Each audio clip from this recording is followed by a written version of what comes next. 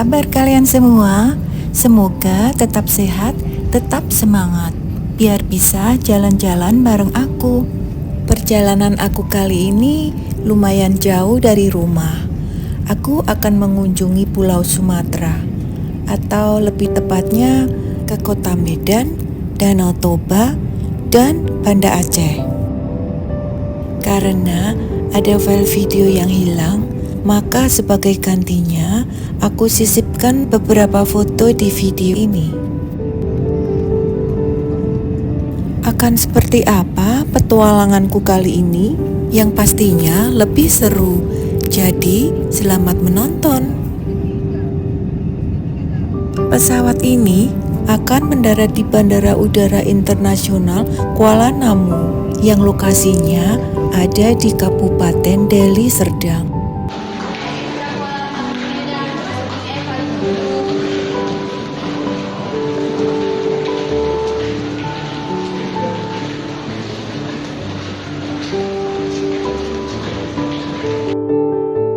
Setelah sampai di Bandara Kuala Namu, kami memilih untuk naik kereta api bandara.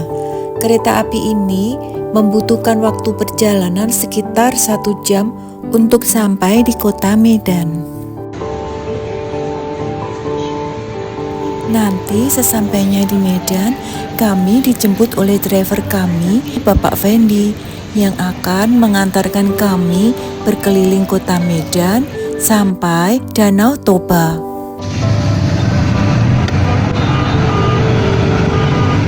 Kota Medan seolah menyambut kedatangan kami dengan sorak-sorai, hiruk-pikuk lalu lintas, dan kemacetannya. Sepertinya Kota Medan siap memanjakan mata dan lidah kami. Medan merupakan ibu kota dari Sumatera Utara dan juga merupakan kota terbesar di Pulau Sumatera. Dan uniknya juga, terdapat berbagai keragaman etnis yang berkumpul di sini.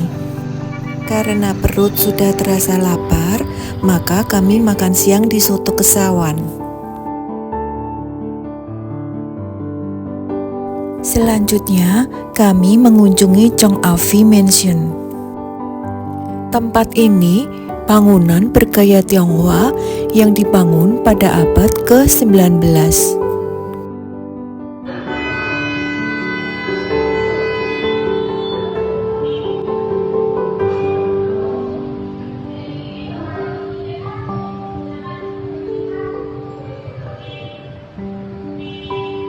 Pada masa lalu, bangunan ini merupakan kediaman dari seorang pedagang Tionghoa yang bernama Chong Afi. Kerajaan bisnisnya meliputi perkebunan, pabrik minyak kelapa sawit, pabrik gula, bank, dan perusahaan kereta api. Sosok Chong Afi dikenal sangat dermawan dan rendah hati. Di dalam bangunan yang megah ini, kita dapat melihat karya seni tradisional dan perabotan yang indah yang menggambarkan gaya hidup masa lalu komunitas Tionghoa. Selanjutnya, kami mengunjungi Mahavihara Maitreya.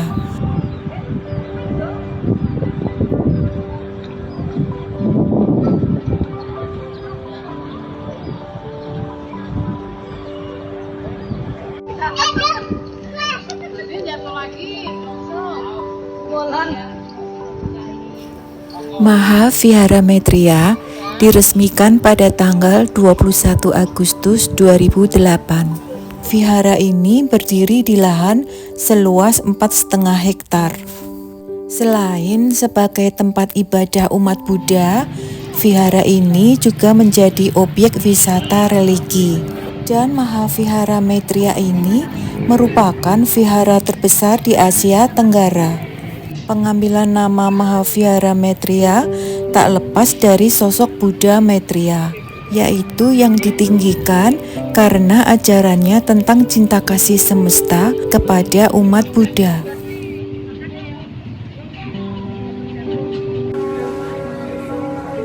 Jangan bilang pernah ke Medan kalau belum mampir ke Ucok Durian.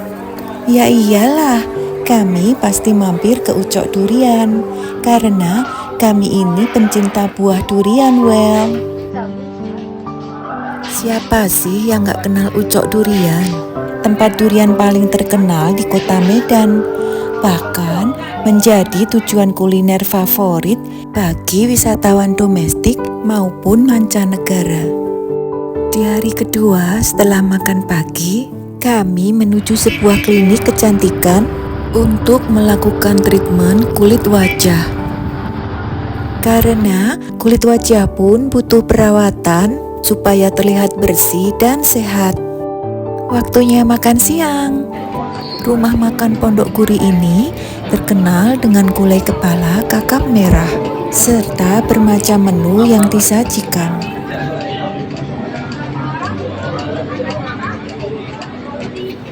Di jam makan siang, biasanya banyak pengunjung yang rela antri untuk makan.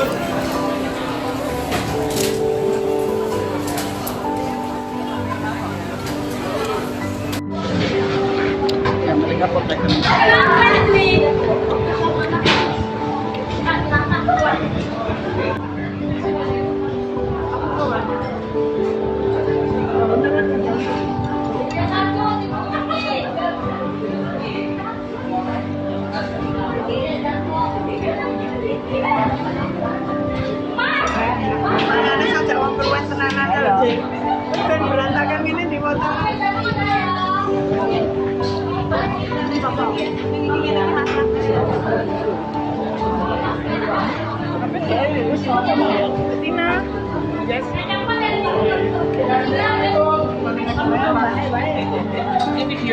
Tempat wisata selanjutnya, kami mengunjungi gereja Graha Maria Anai Velangkani. Gereja Katolik ini memiliki gaya arsitektur India Selatan. Tempat suci ini sangat didedikasikan kepada Bunda Maria, yang di India dikenal sebagai Anna Velangkani Arogya Mata.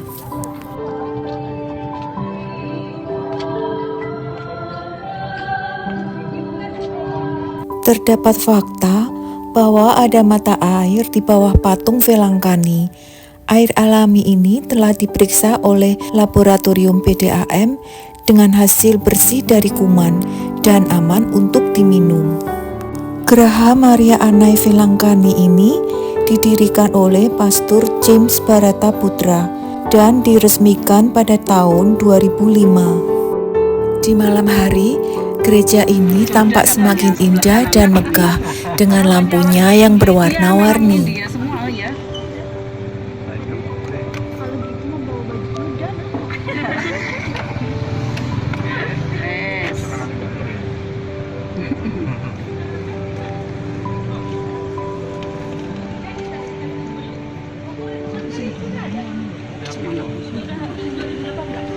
Ini hari ketiga kami di Medan, saatnya wisata kuliner. Medan adalah salah satu kota di Indonesia yang punya berbagai jenis kuliner menggugah selera.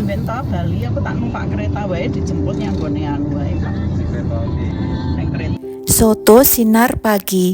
Rumah makan ini berdiri sejak tahun 1960. Di sini tersedia soto daging sapi dan daging ayam. Wajir Seafood. Restoran seafood ini terkenal enak juga loh. Kopi adalah salah satu hasil bumi dari Sumatera Utara. Cita rasanya yang unik, kopi dari Provinsi Sumatera Utara ini mampu menyihir para penikmat kopi.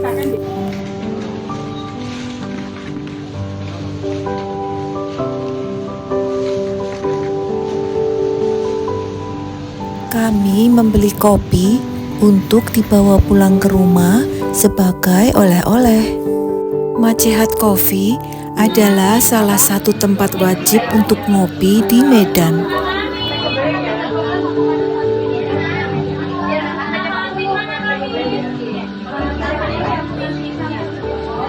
Di Macehat Coffee ini terkenal avocado coffee-nya yang enak.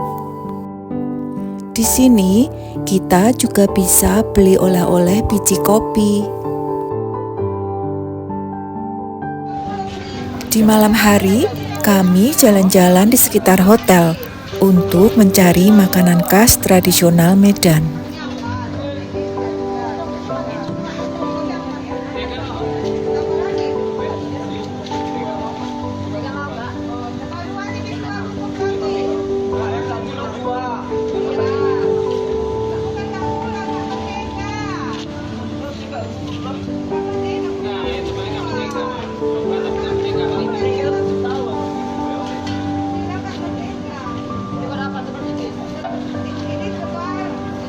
Tentu saja jajanan pasar di Medan ini wajib kami coba. Dalan-dalan Sudah siap semuanya. Terus aku dhuwur ora petang-kerang ngono. Lah kok apa gentenan wis ngene ya tambah kekel. Terus lu center point. Tina udah siap. Iya. Tengok sini Mbak. Suwe. Sama kami kabeh berdua toh. Ya, Terus entuk apa? Enggak entuk apa-apa. Untuk angin. Ini kita kecamatan. Sampai lebih berapa? Ini jalan-jalan nih ya. Pik ini. Sampai lebih kemana? Mau ke Tabanan. Coba bilang jam. Pohon. Saatnya menuju Danau Toba. Hore! Kami berangkat subuh karena dari Medan ke Danau Toba itu membutuhkan waktu kurang lebih 4-5 jam. Rute perjalanan ini memang cukup panjang, tapi nanti kalian akan disuguhi pemandangan alam pegunungan yang sangat indah. Danau Toba adalah danau vulkanik, merupakan danau terbesar di Indonesia, dan di tengahnya terdapat Pulau Samosir. Kemunculan danau vulkanik ini berasal dari letusan dahsyat sebuah gunung purba besar bernama Gunung Toba. Gunung Toba meletus terakhir kali sekitar 74.000 tahun yang lalu. Letusan ini merupakan letusan terbesar dari 4 letusan yang terjadi, yang menyebabkan bagian tengah gunung amblas dan membentuk cekungan.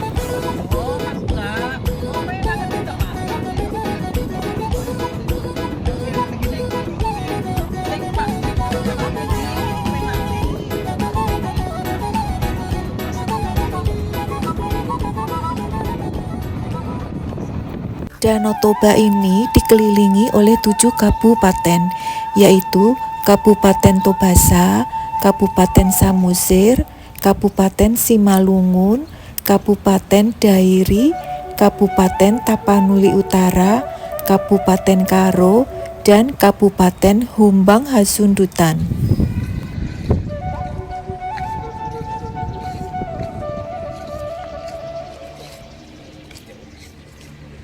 Selain menyusuri danau, kami juga akan singgah di beberapa tempat wisata yang ada di sekitar Danau Toba. Rasanya kami sudah tidak sabar menunggu kapal datang untuk mengantar kami menikmati keindahan Danau Toba.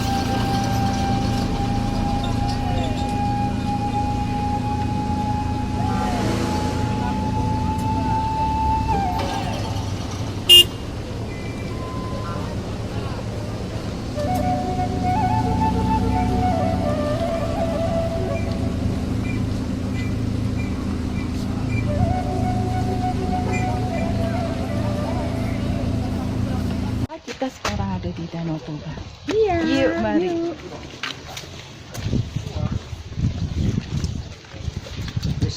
Terus ya. Ini kakak ini dari Jogja ya? Dari Jogja ya? Dari Solo, Bapak. Solo. Solo.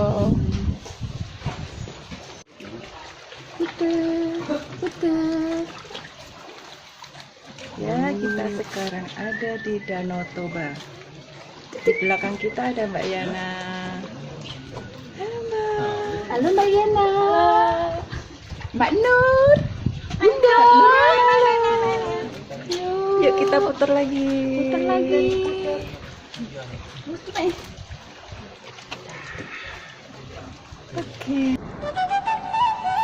Di Di balik keindahan Danau Toba, ada sebuah legenda cerita. Masyarakat setempat mempercayai bahwa Danau Toba terbentuk akibat kemarahan seorang putri jelmaan ikan. Menurut legenda, ada seorang pemuda yang bernama Toba. Ia hendak pergi memancing ikan, dan ia pun mendapatkan seekor ikan mas, yang kemudian berubah wujud menjadi putri cantik. Putri cantik itu pun mengucapkan terima kasih kepada Toba karena telah membebaskannya. Putri itu bersedia menjadi istri Toba, namun dengan syarat Toba tidak boleh menceritakan asal-usulnya. Mereka akhirnya menikah dan mempunyai anak laki-laki yang diberi nama Samosir. Pada suatu hari, Samosir diminta untuk mengantarkan makanan pada Toba di ladang. Sayangnya, di tengah perjalanan, Samosir memakan bekal tersebut karena lapar. Toba menjadi murka dan marah besar. Ia pun secara spontan menyebut Samosir, "Dasar anak ikan." Samosir sedih dan kaget mendengar ucapan Toba. Ia langsung pulang dan mengadu pada ibundanya. Toba telah melanggar janjinya. Sang istri dan Samosir tiba-tiba hilang. Langit pun berubah gelap dan turun hujan deras selama berhari-hari, hingga tercipta sebuah danau besar yang kini dikenal sebagai Danau Toba. Dan pulau di tengahnya diberi nama Samosir.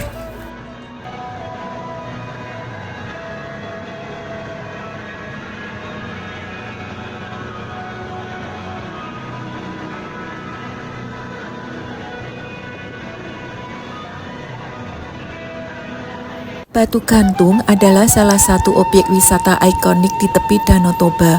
Sekilas seperti seorang wanita dengan seekor anjing kecil di sampingnya yang bergantung.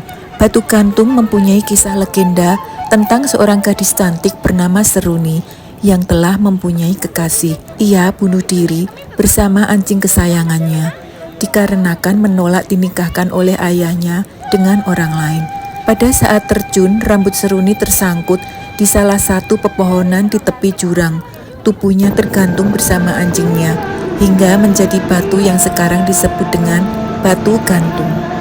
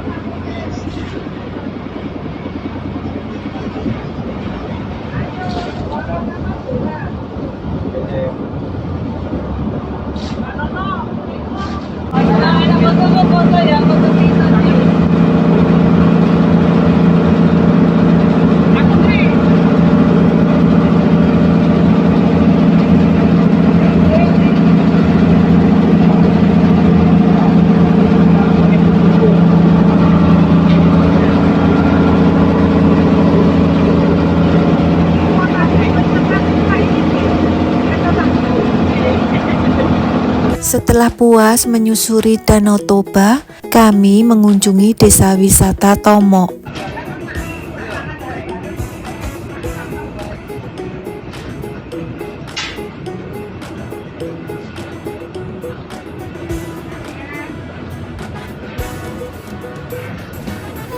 Di desa wisata Tomo ini, kami akan melihat kawasan kampung Batak, mulai dari rumah adat, patung si Gale-Gale, dan pemakaman kuno Raja-Raja Batak.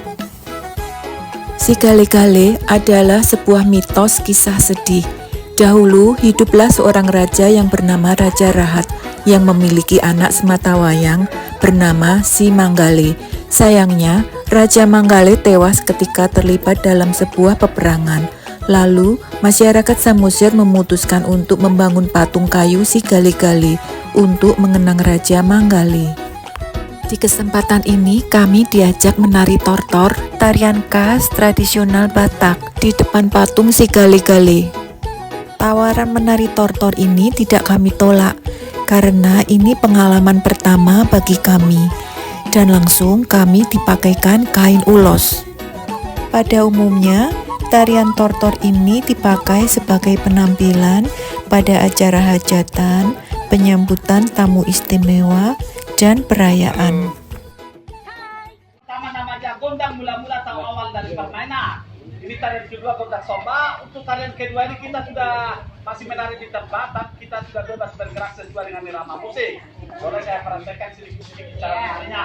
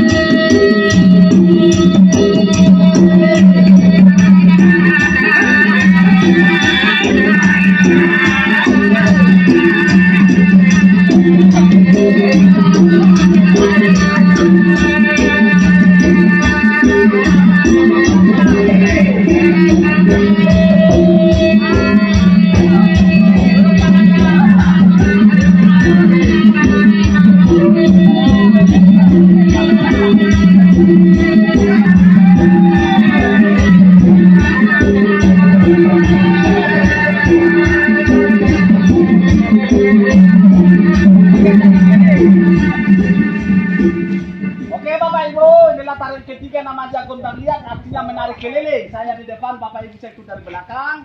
Kita menari sambil jalan, itulah tari keliling, bahasa Bataknya gondang manggaliat.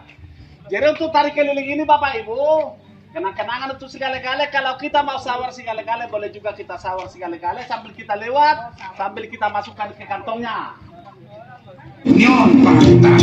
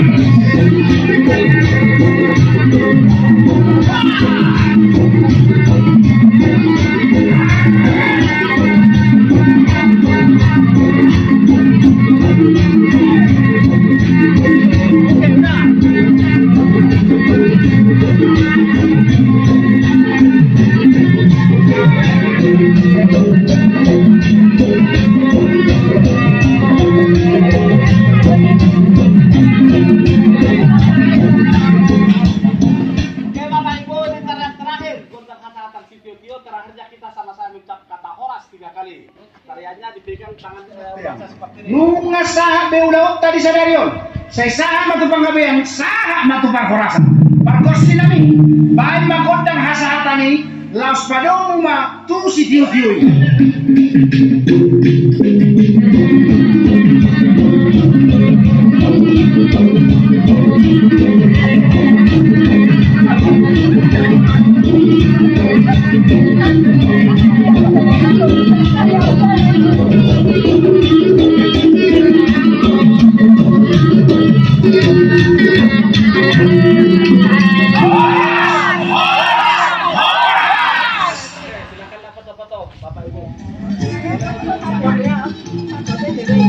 Selesai menari tortor, kami mengunjungi makam Raja Sidabutar yang terkenal sakti dan kuat. Bapak Ibu? Iya.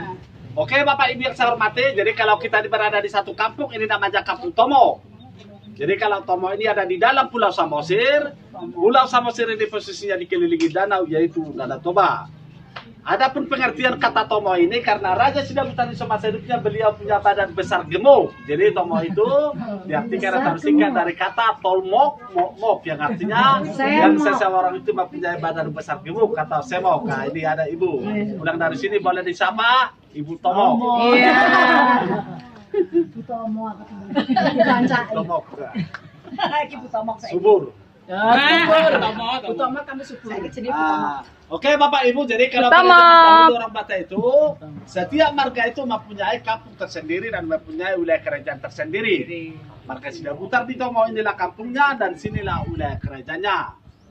Jadi inilah makam Raja Sidabutar. Beliau inilah orang yang pertama sekali menginjakkan kaki di Tomo ini, sekaligus memimpin kerajaan namanya Raja Opu Soribuntu Sidabutar. Jadi Opu itu kakek atau nenek, Soribuntu namanya, Sidabutar itu marganya atau pamnya. Inilah makamnya ini asli terbuat dari batu. Jadi Raja Sidabutar itu semasa hidupnya belum ada agama, masih suatu kepercayaan itu Parmalim. Jadi Parmalim ini jadi agama lokal. Sebelum masuk pun agama ke Indonesia, kalau orang Batak sudah ada mempunyai kepercayaan Parmalim, percaya kepada Debata mulai jadi Nabolon. Tapi setiap makanan yang diharapkan buat kita Muslim diharapkan oleh kepercayaan Parmalim.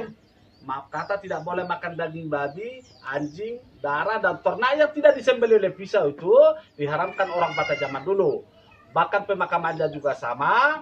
Raja ini dulu meninggal, jenazahnya dimasukkan di dalam kotak batu ini, tapi tidak pakai peti mati, cuma dibalut dengan kain ulos Batak, baru utuh jenazahnya dimasukkan di dalam kotak batu ini. Jadi kalau di sini kita melihat ada patung kecil, ini adalah cucu daripada raja ini. Orang Batak zaman dulu sudah tradisi. Di atasnya. Ya Ibu. Ya, itu. Ini dibikin istilahnya di pundak lah Ibu. Dibikin kalau istilah di orang Batak dituak. Jadi istilahnya kalau ceritanya orang Batak zaman dulu menggendong anak atau cucu bukan dibikin di depan atau di belakang, melainkan dibikin di pundak. Dengan artinya itulah harapan orang Batak. Haruslah lebih tinggi generasinya dari kedua orang tuanya sendiri. Tapi bukan cuma orang Batak lah Ibu yang seperti itu ya. Semua suku lah harus berharap harus lebih tinggi generasinya dari kedua orang tuanya sendiri. Jadi diperhitungkan raja ini sesudah meninggal, sudah ada kurang lebih sekitar 460 tahun sesudah meninggal. Jadi 460 tahun silam belum ada kamera, masih main pahat, main ukir. Kira-kira seperti inilah wajah daripada raja semasa hidupnya. Ini seperti ini. Jadi sesudah raja pertama ini meninggal, kerajaan digantikan raja kedua. Inilah makam dan raja kedua. Jadi nama dan raja kedua namanya Raja Ujung Barita atau gelar panggilannya Opu dari Batu Sidabutar. Raja kedua ini di sini kita melihat ada mempunyai rambut panjang. Raja ini semasa hidupnya mempunyai ilmu atau kekuatan ada pada rambutnya. Oke, silakan lewat, silakan.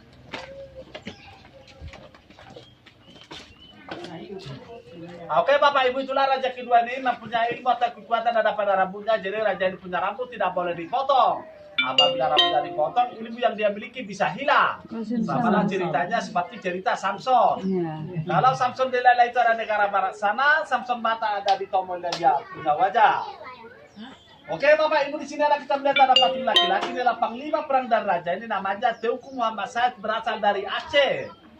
Jadi si Muhammad Said ini pada waktu itu sudah memeluk agama itu agama Muslim. Rencana kedatangan si Muhammad Said ini datang dulu ke kampung ini, ingin mau belajar ilmu kebatinan. Selama bertahun-tahun si Muhammad Said tinggal bersama Raja Sidabutar, akhirnya berhasil mendapatkan ibu dan raja ini. Raja sudah terpercaya diangkat si Muhammad Said sebagai panglima perangnya. Jadi si Muhammad Said ini banyak membantu Raja Sidabutar dalam peperangan selama beberapa tahun. Tapi sesudah Tomo ini sudah amat tidak lagi perang, akhirnya si Muhammad Said minta pamit lagi untuk pulang ke negara saja ke Aceh. Adapun ditempatkan patungnya sebagai patung penghormatan, bersekaligus ada kenangan kepada keturunan dan raja ini, bahwa antara orang Batak dengan orang Aceh adalah saudara. Oke Bapak Ibu, di belakang ini ada kita melihat ada patung perempuan. Ini bukan istri daripada raja, melainkan tunangannya, namanya Anting Malela Borusinaga. Jadi menurut cerita orang tua, ini si Anting Malela termasuklah gadis cantik dulu di wilayah Pulau Samosir ini. Itulah karena kecantikan dari si Anting Malela, banyak pemuda-pemuda lain berebut ingin mau bertunangan sama dia. Tapi pada waktu itu nasib jatuh ke tangan raja ini, Raja Sidabutar lah yang bisa tunangan sama si Anting Malela. Mereka ada tunangan kurang lebih 10 tahun. Tapi itulah Bapak Ibu, sudah pun mereka tunangan 10 tahun, mungkin mereka tidak jodoh. Kenapa mereka tidak jodoh? Pasti bahar pernikahannya rupanya di antara undangan yang sudah kumpulin semua, ada yang membuat sejenis guna-guna itu namanya Dormasi Junde. Jadi tujuan daripada Dormasi Junde ini untuk membuat pikiran seseorang anak gadis itu lupa ingatan dia, tidak ingat dengan janjinya. Nah, itulah karena pengaruh daripada Dormasi Junde, akhirnya gadis Malang ini gila. Dia lari dari Tomoni tanpa permisi sama siapapun. Kami juga masyarakat yang ada di kampung ini tidak mengetahui di mana ini banyak si Anting Malela, apa dia masih hidup, apa dia sudah meninggal. Adapun ditempelkan patungnya sebagai patung kenangan, karena Raja Sidabutar ini benar-benar sayang sama tunangannya, ditempelkan patung ini sebagai patung kenangan. Jadi lama kelamaan raja ini dibujuk oleh keluarga, akhirnya mau juga menikah sama perempuan lain namanya Onun Boru Samosir. Raja ini juga tua dan meninggal, sama juga jenazahnya dimasukkan di dalam kotak batu ini. Oke Bapak Ibu, di samping ini ada makam sudah pakai tanda salib, itulah keturunan dari Raja Sidabutar yang sudah menganut agama itu agama Kristen. Jadi waktu meninggalnya tidak lagi dimakamkan dalam batu seperti ini, sudah dimakamkan dalam tanah. Ada kepercayaan orang Batak yang sudah Kristen, setiap seseorang itu berasal dari tanah harus kembali ke tanah. Jadi kalau ini ada makam kecil, ini bukan makam anak-anak, ini adalah makam serdadu atau tentara-tentara daripada Raja Sidabutar dulu yang gugur pada peperangan. Waktu mereka meninggal masih dimakamkan dalam tanah, diberi tukar sudah tinggal kerangka kuburannya dibongkar kembali, tulang belulangnya dibersihkan baru digabung dimasukkan dalam kotak batu kecil ini. Kalau orang Batak yang masih hidup, seperti inilah penghormatan tertinggi atau penghormatan terakhir pada orang yang sudah meninggal.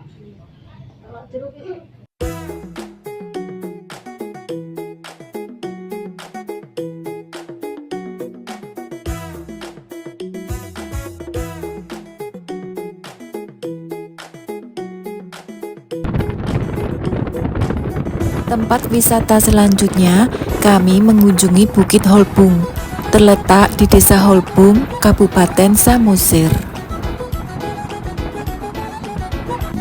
Bukit ini dikenal dengan nama Bukit Teletubbies versi Sumatera Utara.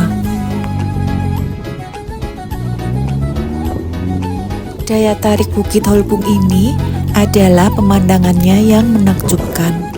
Dari puncak bukit, kita akan disuguhi panorama alam yang luar biasa.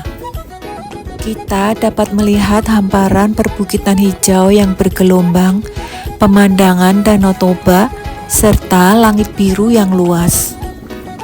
Untuk mencapai puncak bukit, pengunjung harus mendaki kurang lebih 10-15 menit. Selain mendaki ke puncak bukit, biasanya pengunjung datang ke Bukit Holbung untuk camping.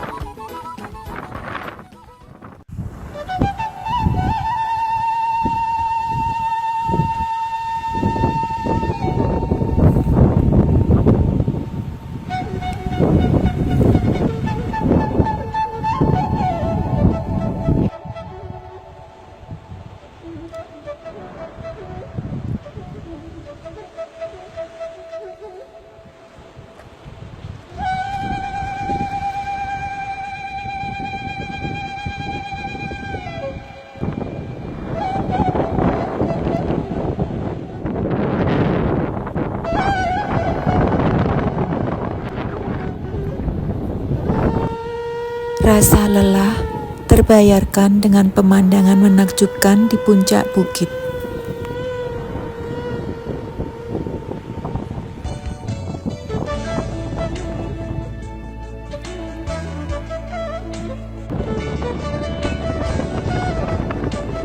Danau Toba ini banyak dikelilingi air terjun. Salah satu air terjun yang kami kunjungi adalah air terjun Efrata. Air terjun Efrata memiliki ketinggian 20 meter.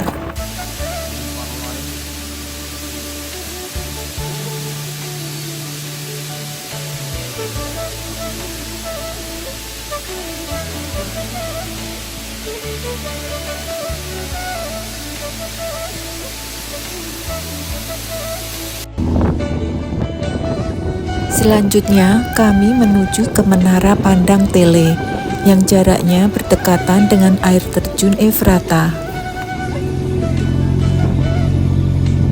Menara Pandang Tele merupakan bangunan yang terletak di sisi jalan Tele, di mana jalan ini merupakan satu-satunya akses darat menuju Pulau Samosir. Menara Pandang Tele menawarkan panorama Danau Toba dari segala penjuru.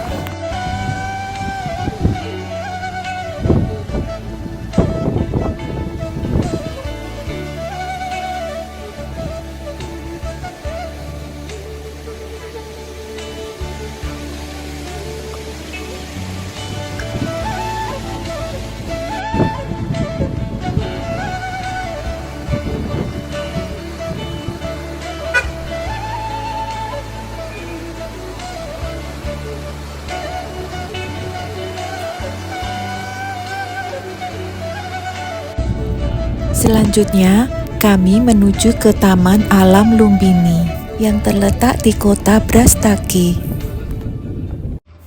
Taman Alam Lumbini merupakan replika pagoda Swedagon yang berada di negara Myanmar.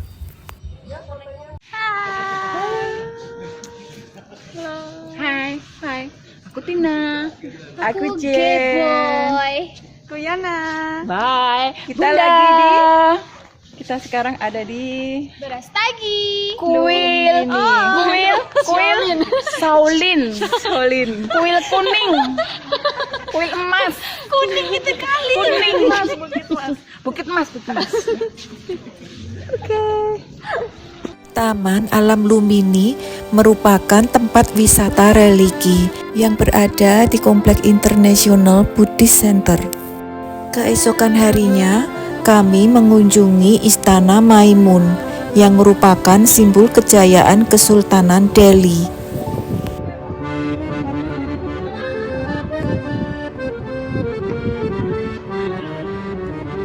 Istana ini dibangun pada tahun 1888 oleh Sultan Delhi, yaitu Sultan Ma'mun Al-Rashid Perkasa Alam. Bangunan istana terdiri dari 2 lantai dan yang dibuka untuk umum hanya lantai 2. Di halaman istana, pengunjung dapat menemukan situs Meriam Puntung, sebuah peninggalan bersejarah dari peperangan antara Kerajaan Haru dan Kerajaan Aceh. Maimun untuk istana ini diambil dari nama permaisuri sultan yang bernama Siti Maimunah. Selain sebagai bukti cinta sultan kepada permaisurinya, kata Maimun berasal dari bahasa Arab yang berarti berkah. Untuk mengabadikan momen, pengunjung dapat menyewa pakaian adat Melayu yang disediakan pihak istana. Tak lupa kami membeli oleh-oleh makanan khas Medan.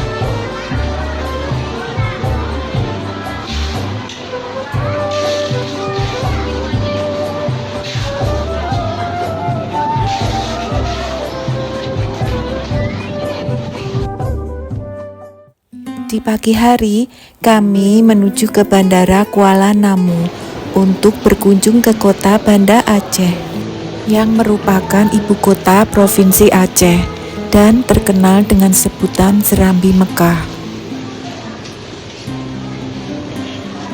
Tempat wisata yang akan kami kunjungi adalah kapal PLTD Apung, Museum Tsunami, Rumah Aceh, kapal di atas rumah, dan Masjid Raya Baitur Rahman.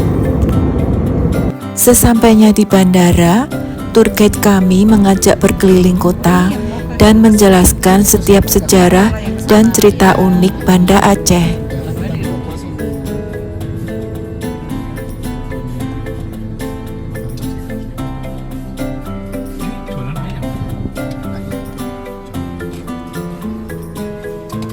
Kapal PLTD Apung adalah kapal pembangkit listrik tenaga diesel yang memiliki bobot 2.600 ton.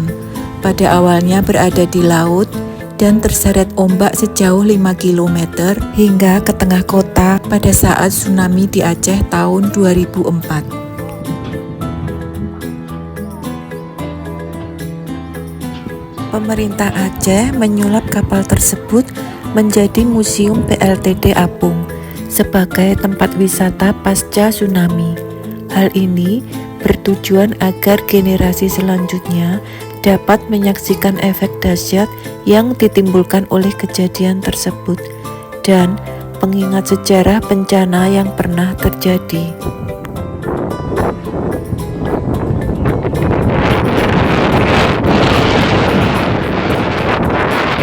PLTD Apung kini juga difungsikan sebagai museum edukasi tentang mitigasi bencana. Bagian dalam kapal sudah diisi dengan berbagai informasi yang berbentuk video ilustrasi tentang proses terdamparnya kapal PLTD Apung ke Kampung Punge Blangcut dan edukasi tentang kebencanaan.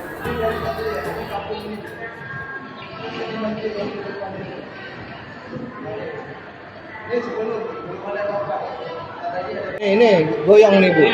Nah, itu sampai jatuh nanti. Nah, waktu datang jatuh nanti. Nah, itu jatuh nanti.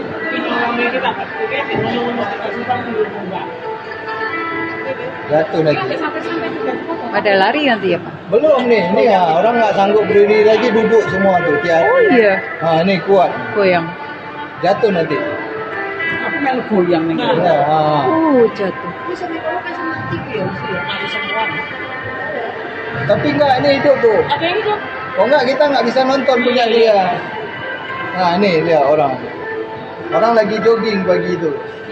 Pada nangis semua. Ya. Ini kebanyakan yang selamat. Ini di depan museum kan ada tanah lapang itu Bu. Alun-alunnya tuh, di situ Bu.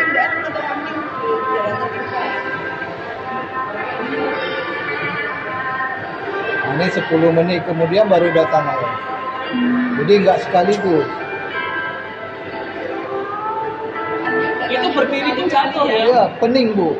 Pening ya. Nah, kita nggak mampu kita berdiri. Pening kita, pusing gitu. PLTD Apung menjadi salah satu saksi bisu terjadinya bencana tsunami di pesisir utara Banda Aceh pada bulan Desember tahun 2004. Museum Tsunami yang dirancang oleh Bapak Ridwan Kamil ini memiliki referensi utamanya adalah nilai-nilai Islam, budaya lokal, dan abstraksi tsunami.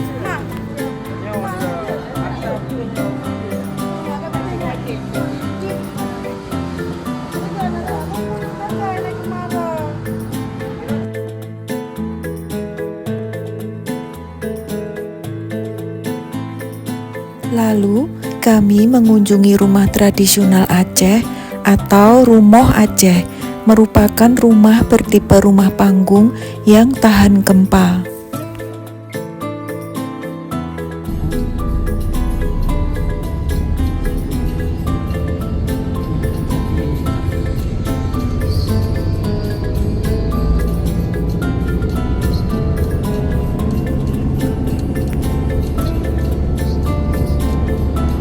Objek wisata yang kami kunjungi selanjutnya adalah kapal nelayan yang terdampar di atas rumah warga karena gelombang tsunami.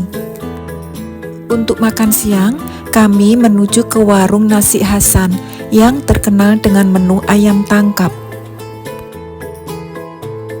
Dan kami pun tak lupa mencicipi rujak Aceh Garuda dan membeli oleh-oleh makanan khas Aceh.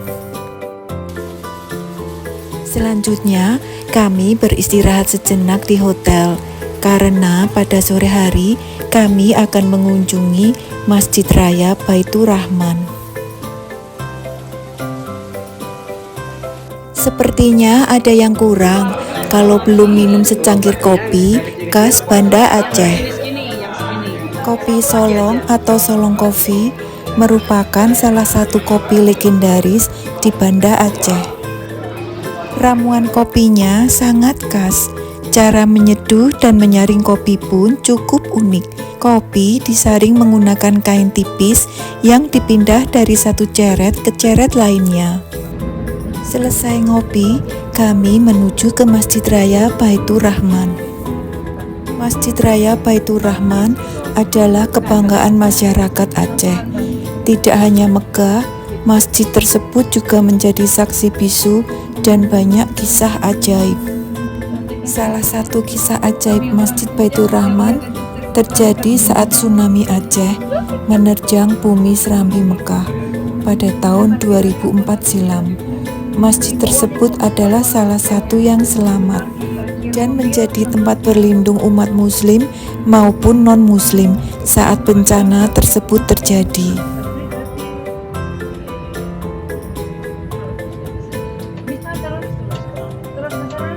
Masjid Raya Baitur Rahman menjadi destinasi wisata religi favorit di kota Banda Aceh.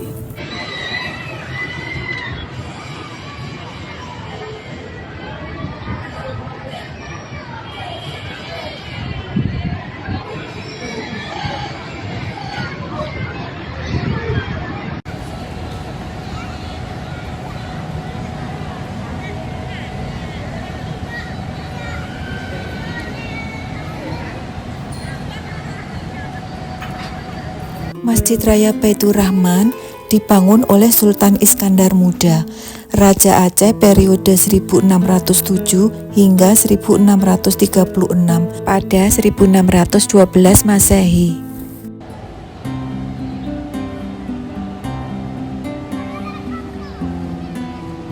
Selepas dari Masjid Raya Baitur Rahman, kami mencicipi lezatnya kuliner khas Aceh, mie dan nasi goreng Bardi Banda Aceh.